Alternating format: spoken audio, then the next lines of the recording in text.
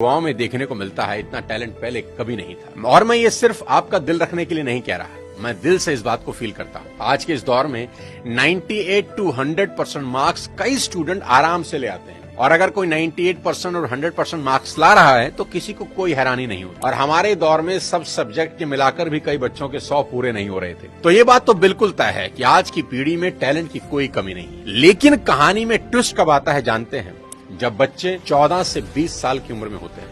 अब इनके हार्मोन्स जम करने लगते हैं, और इसका सबसे गंभीर असर ये होता है कि ये हार्मोन्स बच्चों को पेरेंट्स से दूर कर देते हैं, क्योंकि इस उम्र में बच्चों को चाहिए आजादी, और माँ बाप वो आजादी देते नहीं, क्योंकि वो जानते हैं इस तरह की आजादी के लिए ये उम्र सही नहीं है। तो पेरेंट्स रोकते हैं, समझाते हैं, उनको पता है ये उम्र फिसलने वाली है, यही वो उम्र है जिसमें फ्यूचर बन भी सकता है और बर्बाद भी हो सकता है। अब यहां बच्चों को लगता है कि यही दो लोग मेरे दुश्मन हैं। यहां बच्चे अब माँ बाप से झूठ बोलना शुरू कर देते हैं, चीजें छुपाना शुरू कर देते हैं। बच्चों को अब दोस्तों के साथ रहने में ज्यादा मजा आने लगता है, अपने ही माँ बाप अब दुश्मन दिखाई पड़ने लगते हैं। अगर किसी बात पर माँ बाप डांट दें तो आजकल के बच्चों का एक फेवरेट डायलॉग है, आवर पेरेंट्स आर आउटडेटेड। पापा आप सठिया गए हो। और अगर बच्चे ऐसा कर रहे हैं तो मुझे इसमें कोई हैरानी की बात नजर नहीं आती। ये नेचुरल है, सभी करते हैं। 25-30 साल पहले हम भी यही करते थे, और आज के कोई 25-30 साल के बाद इनके बच्चे भी ठीक इसी इंटेंसिटी से ऐसा ही करेंगे। ये साइकिल चलता रहेगा। अरे आपको दिक्कत क्या है हमसे? कम से कम हम कोशिश तो कर रहे हैं ना। बाकी मोहल्ले के लौंडों के जैसे सड़क पे आवारागर्दी तो नहीं कर रहा है, लंठाई तो नहीं कर रहा है। पढ़ाई पे ध्यान दिए होते तो अरे नहीं गया ध्यान पढ़ाई पे। एक और कहानी जो इस उम्र में होती है वो ये कि बच्चे अपने पेरेंट्स से अब नफरत करते हैं और दूसरे पेरेंट की बात खुशी खुशी सुन लेते हैं। यहाँ अपना ही एग्जाम्पल देता हूँ। आज बहुत लोग मेरी बात सुनते हैं और मानते हैं, दूर दूर से कंसल्टेशन लेने आते हैं, पर मेरी अपनी बेटी को समझाने में मेरे पसीने निकल जाते हैं। कपिल शर्मा के शो में आमिर खान का भी यही प्रॉब्लम है, जो उन्होंने बताया कि सभी स्टार्स के बच्चे अपने करियर की सलाह मुझसे लेने आते हैं, पर मेरे अपने बच्चे मेरी बात नहीं सुनते। बच्चे बात सुने या ना सुने ये मेरी प्रॉब्लम नहीं है, मेरी चिंता कुछ और है, वो बताता हूं आपको।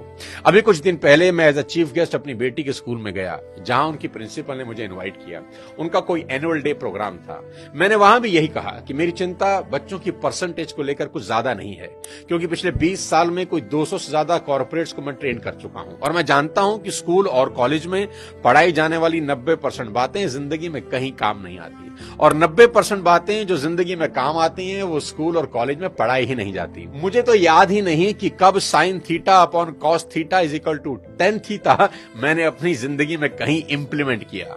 एज अ पेरेंट आज मेरी सबसे बड़ी चिंता यही है कि बच्चे किसी गलत संगत में पढ़कर कोई गलत रास्ता ना ले लें, क्योंकि कुछ रास्ते ऐसे हैं जिसमें वापसी करीब करीब नामुमकिन है, जैसे नशे का रास्ता, जहां एक बार इंसान चला जाए तो फिर वापस नहीं लौटता। नशे पर एक पूरा वीडियो मैंने बनाया है, एक बार जरूर देखना। कोई ऐसा कदम ना उठाएं जिसका पछतावा उन्हें सारी उम्र हो। एक शेर है कि एक गलत कदम उठा था राहे शौक में, एक गलत कदम उठा था राहे शौक में, और मंजिल तमाम उम्र मुझे ढूंढती रही। कि आदमी एक गलती करता है और फिर रास्ता कभी मिलता नहीं।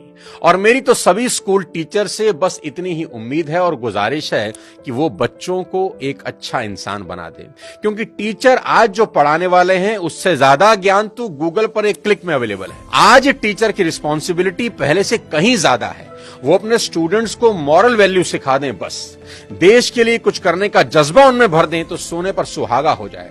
और अगर माँ बाप के प्रति ग्रेटिट्यूड की भावना उनके अंदर आ जाए तो वो कुछ ना कुछ जिंदगी में कर ही लेंगे। टीचर इंश्योर करें कि बच्चे कुछ भी छुपाएं नहीं, और अपनी सभी छोटी बड़ी बातें अपने टीचर से या पेरेंट से डिस्कस जरूर करें। उन्हें समझाएं कि अगर कोई भी प्रॉब्लम है तो उसका हल जरूर है। आज की बेहद होनहार जनरेशन से इतनी ही रिक्वेस्ट करना चाहता हूं कि पिता की इज्जत राम की तरह करना, कि पिता के वचन पूरे करने को जीवन के 14 बरस कठोर वनवास में गुजार दिए उस व्यक्ति ने, और वो भी खुशी खुशी। आपके माँ बाप को आपसे कुछ नहीं चाहिए, वो तो अपने जाने के बाद अपनी सारी प्रॉपर्टी संपत्ति आपको ही देकर जाने वाले हैं। देश के हर युवा से कहना चाहता हूं कि आज से 3 चीजें रोज करना शुरू कर दें अगर अब भी नहीं कर रहे। सबसे पहले रोज कम से कम 30 मिनट अपने पेरेंट्स के साथ जरूर गुजारें। इधर उधर की कैसी भी बातें करें, खुद हंसें, उन्हें हंसाएं, कोई जोक सुनाएं, उनसे उनकी कोई पुरानी यादें ताजा करवाएं, उनके स्कूल कॉलेज की बातें करें, कुछ किस्से पूछें उनसे, कैसी भी बात करें पर बात करें। देखना वो अपने स्कूल कॉलेज के किस्से बताएंगे ना, जब उनकी आंखों में चमक आनी शुरू हो जाएगी। क्योंकि दोस्त, जैसे जैसे आप बड़े हो रहे हैं ना, आपके माँ बाप बूढ़े हो रहे हैं और ये समय फिर नहीं आएगा।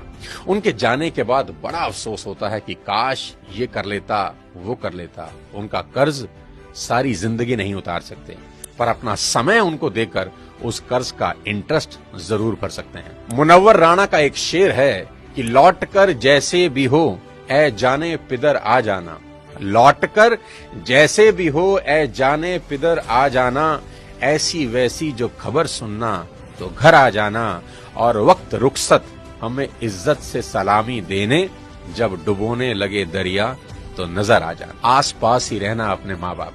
दूसरी बात, भूल कर भी उनसे ऊंची आवाज में कभी बात न करना। उनको कभी ये एहसास ना हो जाए कि अब हम बूढ़े हो रहे हैं, कमजोर हो गए, इसलिए हमसे ऐसे बात की जा रही है। याद रखना, आपकी वजह से उनकी आंख से निकला एक आंसू आपकी तमाम जिंदगी बर्बाद कर सकता है। माँ बाप तो फिर भी माफ कर देंगे, पर वो माफ नहीं करेंगे। तीसरी सबसे इंपॉर्टेंट चीज, बिना माँ बाप के पैर छुए घर से मत निकलना। अपने दिन की शुरुआत उनका आशीर्वाद लेकर ही करना। मैं आपको ये अपने पर्सनल एक्सपीरियंस से बता रहा हूं कि ये एक ऐसा सुरक्षा कवच है जो आपको बड़ी से बड़ी मुसीबत से बचा देगा। दिल से दिए उनके आशीर्वाद को भगवान भी नहीं टाल सकते। बस ये 3 चीजों पर अमल करना शुरू कर देना मेरा दोस्त। मेरा दावा है देवता भी आपको आगे बढ़ने से नहीं रोक पाएंगे। मैं चाहता हूं कि आप इस वीडियो को पूरे देश के नौजवानों को भेज दें, हर माँ बाप को भेज दें। हर माँ बाप अपने बच्चों के साथ बैठकर ये वीडियो जरूर देखें। बच्चे अपने माँ बाप के साथ बैठकर इस वीडियो को देखें। बहुत सी चीजें हम रोज शेयर करते हैं व्हाट्सएप पे, यूट्यूब पे, यहां वहां से, पर आपसे रिक्वेस्ट है कि इस वीडियो को पूरे देश में शेयर कर दें और मिलकर भारत को एक बेहतर भारत बनाएं। अगले किसी और वीडियो के साथ फिर आपसे मुलाकात करूंगा। तब तक अपने स्वास्थ्य का ध्यान रखिए। Thank you so much. जय हिंद।